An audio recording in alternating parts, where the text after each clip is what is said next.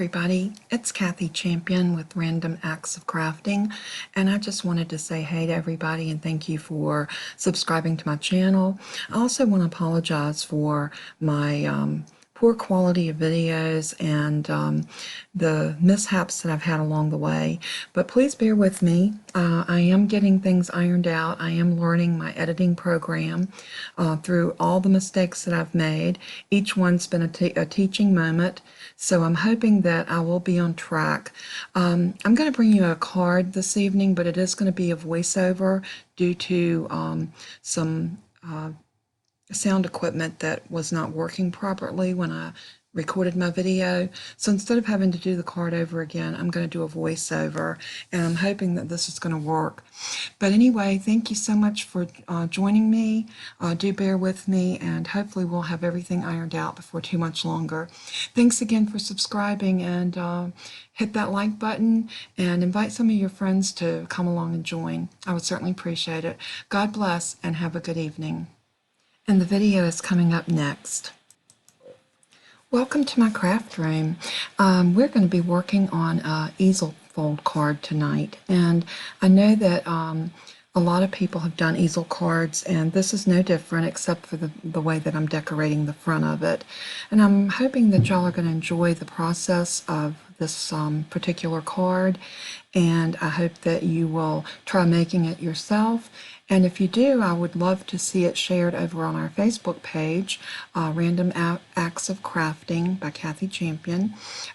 Please join us over there. We'd certainly appreciate it. And now let's see if we can get started on our card. I have here a lavender and a beautiful floral, and I'm actually going to use die cuts to cut out what's going to sit up on our easel. And I'm bringing over this piece of pink glitter paper, but I decided not to use it even after the fact, so you will see me try it, but I decided not to. We are going to bring our die cut machine in because now that I have my microphone and my camera more stable, I can actually put my Cuttlebug up on my work table or my craft table and without shaking the camera. So that's a wonderful thing. Thanks to my wonderful husband who worked diligently on the 4th of July to get that all set up for me. So right now we're loading in our A plate and our C plate, and I'm going to put down that beautiful piece of pattern paper, and I am going to use the Gina Marie Scalloped stitched oval, and I'm using the largest one that comes in that pack of dies, and they are nesting dies, so they do fit into each other. They make lovely frames. So we're going to go ahead and put the B plate over top of that, and then we're going to go ahead and crank it through the machine. And this is just a lovely die, and I think you're going to really enjoy that when you see what it looks like once it's cut out. I am jiggling and wiggling my mat a little bit in the process because as anybody that knows that's used a crank die cut machine, it can be a little hard to get through, but nevertheless, I still love using my Cuttlebug. I'm really sorry that Cricut decided to discontinue this one, but maybe they'll come out with something later. So I'm also going to use the lavender cardstock. So I'm going to load that back in on my A plate and my C plate, and I'm going to put the same die back on top of that lavender cardstock. And the reason I'm cutting this twice, there's that beautiful piece. I am actually going to glue the pattern paper to this cardstock because this is a nice sturdy 100-pound cardstock, and it will give me some stability and a little body to this piece that's going to live on our easel, and it's going to really need it. So as you can see, we're going to cut this through, bringing it back through, and we should be able to match this up and get it glued to the pattern paper without any problems. So we finished with our die cut, so we can go ahead and get this moved out of our way. And I do love using my die machine. I have a Cricut, but I still find myself, rather than having to pull in the bulky software and find what I'm looking for and load my mat. It's just as easy to run it through the Cuttlebug. So now we have the two pieces that we want to glue together, and I am reaching for my ever trusty art glitter glue, and we're going to use that to adhere this down. So let's go ahead and get this glued down. I am having a little difficulty with my glue tip. I think I need to take that apart and clean it. I haven't done that in quite a while. And maybe I'll do a little tutorial on cleaning out your tip before too much longer, so that if anyone has one of these and they're not sure how to use it, I know Maymay, MaymayMadeIt.com, Maymay Made It on YouTube. She has some wonderful tips on the tip. I've learned quite a bit from her. So we're just going to get this adhered down and making sure that we line that up very evenly. So press it down good. And I am just so in love with that paper.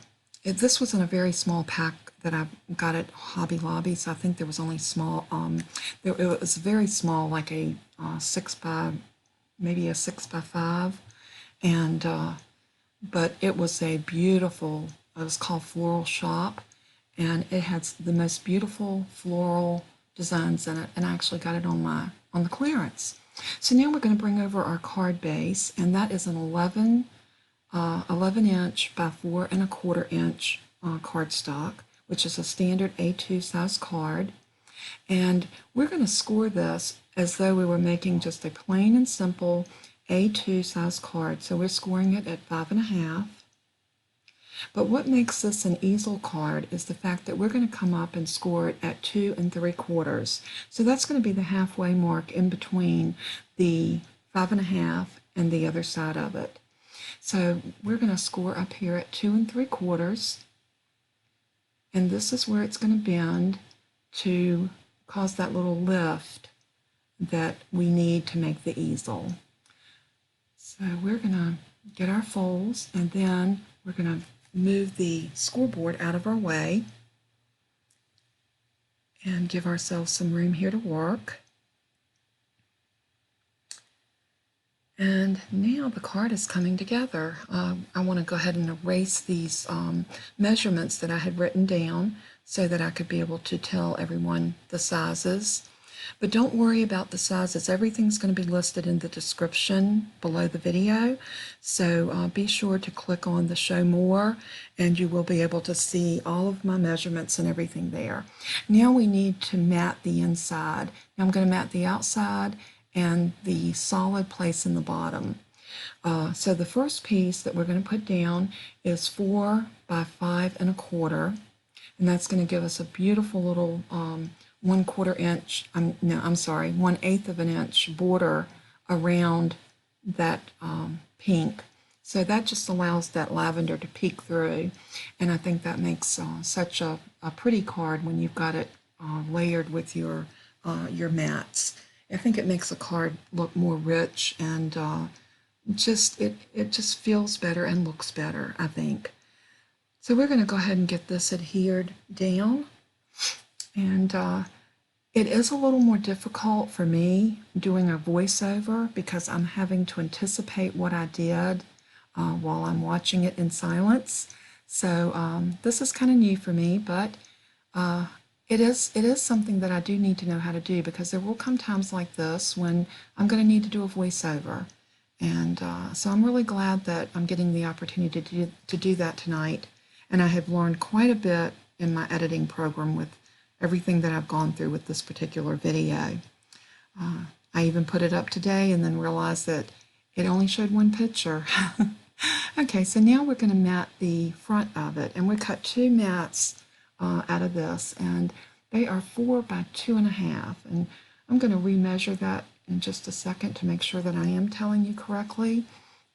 So let's pull out the ruler and check that and make sure that we did get it right.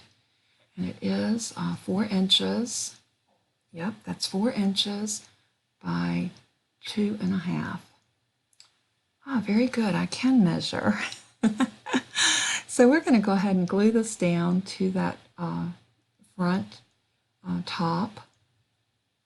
And seems like my metal tip is doing much better now than it was a while ago.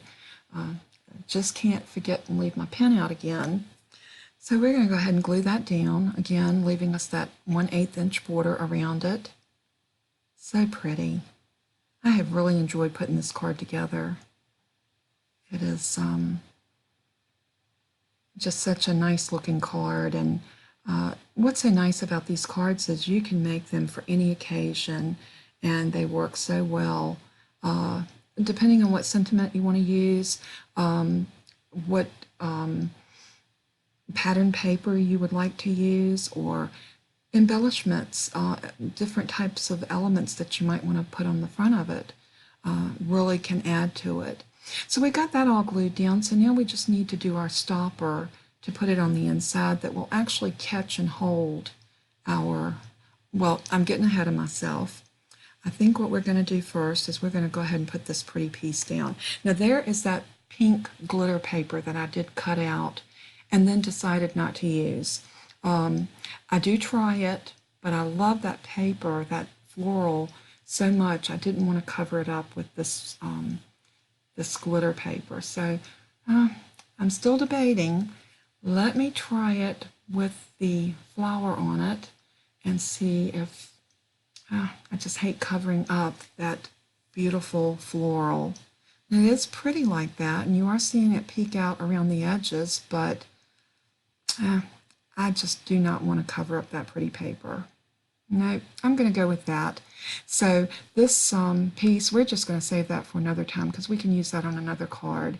So what I'm going to do now that I've decided how I want this to lay, I am going to fold this back. And once I get it folded back, I will get back into frame so that you can see what I'm doing. There we go. And I am going to take my pencil and I'm going to draw a little line right there so that I will know exactly where I need to put my glue, so that the glue will not go up any higher than what I intended it for, because we don't want it to stick to the top portion of the card, just the lower part. So here we go. We're going to go ahead and run a fine line of glue across there, and then we're just going to run it all the way down to the bottom. And then we can position that back where we wanted it. So we're going to come up just a little bit from the bottom, making sure that we have it evenly on each side. And again, I love the art glitter glue because it does give you just a little bit of wiggle room. Not much, but a little. And we got that adhered down really nice. Now we can actually go in and get our piece for the stopper, which is definitely needed because the card will not set up properly without this piece. Now I cut a solid piece of cardstock at 3 1/4 by 3 1/4 by 1 1/4, and this piece is, I'm sorry, it was 3 1/2 by 1 1/4 and 3 by 1. So we're going to put our glue on this. Now that piece was 3 1/4, so 3 1/2 on the solid and 3 1/4 on this one. And the solid piece was 1 1/4 high, and so once we get this ready, we are going to be able to put my pen back in my glue. There I go. We are actually going to pop this up on a piece of foam adhesive tape that will give it a little bit more dimension. It's going to actually sit up a little bit higher, which is what we need to catch the bottom of that card and keep it from moving. So I'm going to decide here exactly where I would like that card to stop and how much of an angle that I would want on my easel. And once I find that, then I'm going to hold that in place and get my pencil, and I'm going to make just a tiny mark right at the top. There's no shame in making a mark. If it helps you, and I normally don't, when I'm just crafting on my own for the fun of it, I don't usually mark, but I thought this would be really good, especially for some of us, some of the beginner crafters. And like I said, don't feel bad about having to measure and mark. If that's your thing, if you're better at eyeballing it and you just want to go with that, That's fine too. Crafting, you should do your thing, whatever your thing is. So I got my piece of foam tape stuck down, and I'm peeling the backer off. And now we can just bring that up and line it up with that little tick mark that I made. And I'm going to just lay that down once I get it even on both sides. And we're going to press that down really good. And now our card is sitting up beautifully. Oh, I'm so excited. It's actually coming together. It's looking very pretty. I love that. I love it. And you still got the space here to be able to stamp your sentiment, and you can sign it at the bottom. You also have this section right here. You could put another piece of lighter cardstock and write a personal message. So that's such a versatile card. So there's our flower that we want to adhere to the front of it. But before we do that, we need to do a little banner.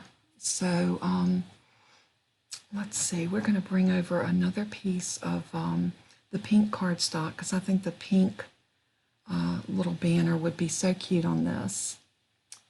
So here's our little thing of pink.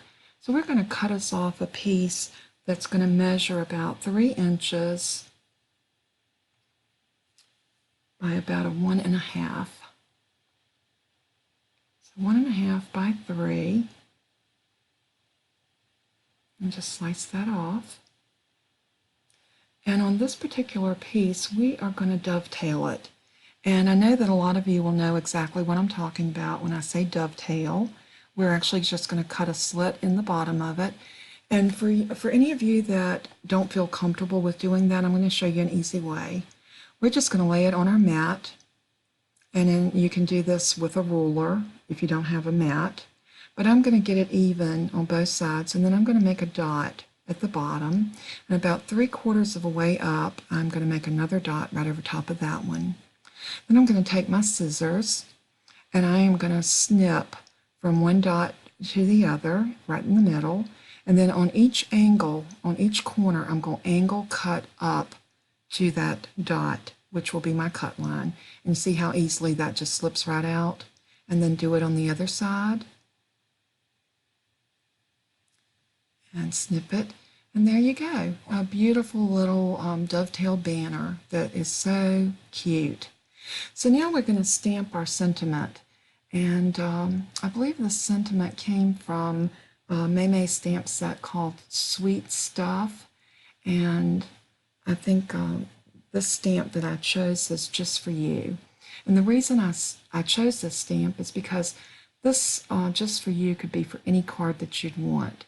So I'm using my VersaFine Onyx Black ink, my all-time favorite ink to use, unless I'm using alcohol markers. Then I will definitely go with something that is a little more friendly with those alcohol markers. And I will get into one of those videos later for y'all and try to help you understand that sort of thing. So that's stamped out just beautiful. So we are going to be able now to adhere that to the front of our card, and I did pop it up on some foam tape. And the card is just beautiful. Look at that card. I am thrilled with the way this card turned out. I think anybody would be very happy in getting that. And again, like I said, you've got so many things that you could do on the inside. Now, if you're going to mail this card, do remember, because of the dimension of that flower, you will have to pay extra postage in order for it to go through the mail. For one thing, you wouldn't be able to send it through the machine, so you'd have to write on it non-machinable. But still a lovely card. If you were going to hand this to someone, not a problem at all. Just so pretty. I want to thank y'all so much for joining me for this tutorial. I hope that this helped you understand the making of an easel card, and I want to see what y'all make. So if you make this card, be sure to share it on our Facebook group called Random Acts of Crafting by Kathy Champion. And I want to thank you again so much for tuning in and taking a little time out of your day to come and craft with me. It means so much. I'm looking forward to bringing a lot of new and exciting crafts and card making techniques, and maybe some little hints and tips along the way. So again, I just want to thank you. I want to say God bless you and your family, and I hope everybody's having a great upcoming weekend. Tonight is Friday, so starts the weekend, and hopefully for a lot of us, it was a long weekend with the Fourth of July holiday. So it didn't want to sit up there. There we go. We got it. Thank you so much.